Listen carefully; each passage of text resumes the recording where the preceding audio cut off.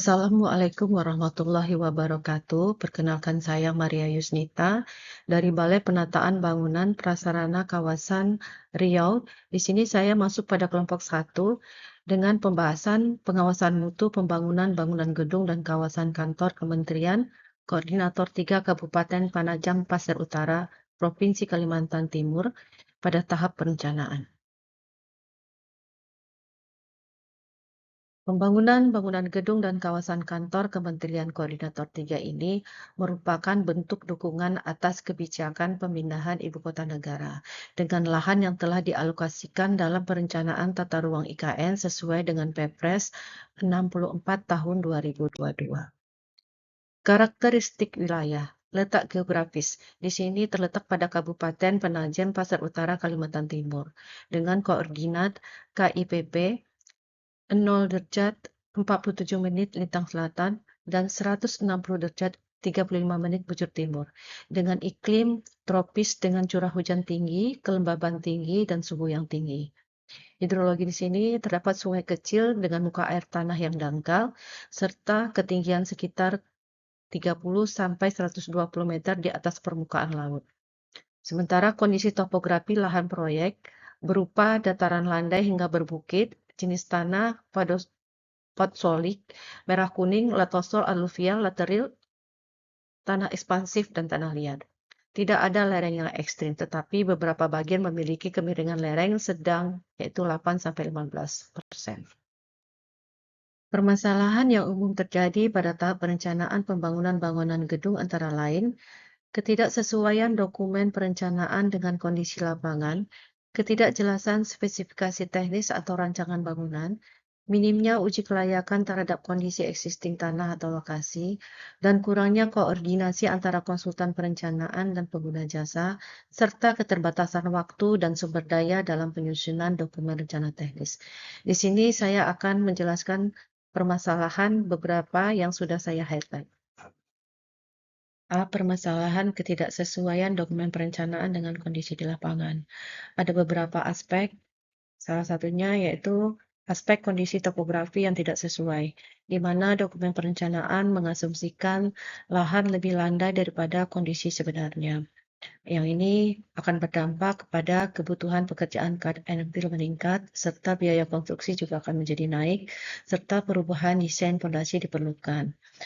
Terhadap aspek karakteristik tanah yang tidak sesuai, misalnya perencanaan menyebutkan tanahnya keras, namun di lapangan menunjukkan tanahnya lempung.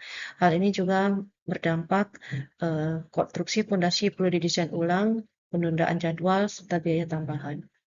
Aspek perbedaan luas dan batas lahan di sini juga akan berdampak, yaitu sengketa lahan, revisi desain set plan, serta penundaan verifikasi. Permasalahan ketidakjelasan spesifikasi teknis atau rancangan bangunan.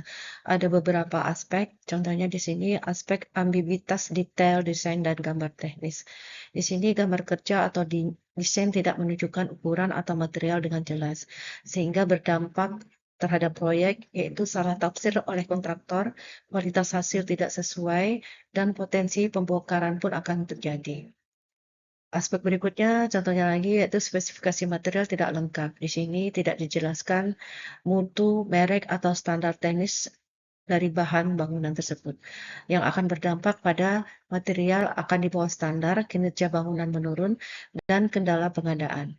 Aspek berikutnya yaitu ketidakjelasan sistem MEP. Maksudnya di sini rancangan sistem mekanikal, elektrikal, dan plumbing tidak terkoordinasi, yang akan berdampak pada tabrakan desain antar sistem, rework dan biaya tambahan, serta gangguan fungsi daripada bangunan. C. Permasalahan minim uji kelayakan terhadap kondisi existing tanah atau lokasi. Ada beberapa aspek juga di sini, salah satunya yaitu ketidaksesuaian desain fondasi. Di sini maksudnya desain fondasi tidak disesuaikan dengan daya dukung aktual tanah.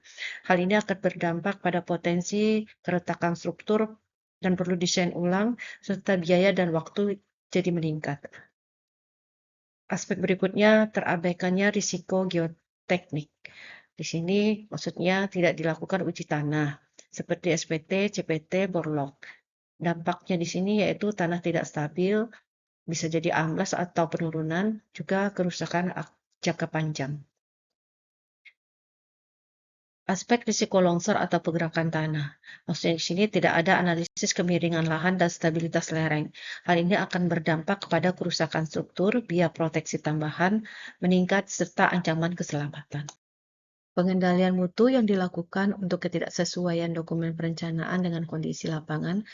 Ada beberapa langkah. Yang pertama, survei lapangan komprehensif sebelum finalisasi perencanaan teknis. Yang kedua, konsultasi tim teknis lintas disiplin. Yang ketiga, review dan validasi dokumen perencanaan oleh tim independen. Yang keempat, skenario alternatif B bila terjadi deviasi kondisi. Yang kelima, monitoring dan evaluasi awal pekerjaan untuk cepat mengidentifikasikan ketidaksesuaian. Pengendalian mutu yang dilakukan untuk ketidakjelasan spesifikasi teknis atau rancangan bangunan ada beberapa langkah. Yang pertama, penyusunan spesifikasi teknis yang rinci dan terstandarisasi. Yang kedua, koordinasi antar disiplin dalam perencanaan. Yang ketiga, pemeriksaan kualitas dokumen oleh review independen. Yang keempat, penerapan BIM atau sistem koordinasi digital. Yang kelima, workshop desain antar konsultan dan pengguna sebelum tender. Pengendalian mutu yang dilakukan untuk minimnya uji kelayakan terhadap kondisi existing tanah atau lokasi. Yang pertama, investigasi tanah secara komprehensif, melakukan beberapa tes. Yang kedua, studi hidrologi dan drainase lokasi. Yang ketiga, analisis stabilitas lereng dan mikrozonasi bencana. Yang keempat, koordinasi dengan pengelola utilitas dan pemerintah setempat. Yang kelima, pemetaan zona rawan dan tata guna lahan. Yang keenam, validasi ulang desain berdasarkan uji lokasi. Kesimpulan yang dapat diambil, pada pembangunan bangunan gedung, tahap perencanaan memegang peranan kunci dan sangat penting untuk keberhasilan proyek. Sementara permasalahan teknis dan manajerial yang muncul dapat menimbulkan risiko besar apabila tidak dikendalikan sejak dini. Perencanaan yang matang disertai dengan pengendalian mutu yang sistematis dapat minimalisir potensi kegagalan. Langkah-langkah yang direkomendasikan yaitu pertama, meningkatkan kualitas data awal. Yang kedua, penggunaan teknologi BIM. Yang ketiga, pengawasan mutu terintegrasi. Yang keempat, rapat koordinasi rutin. Serta yang kelima, dokumentasi dan pembelajaran. Demikian hal yang bisa saya sampaikan. Saya ucapkan terima kasih. Wabillahi taufiq wal hidayah. Assalamualaikum warahmatullahi wabarakatuh.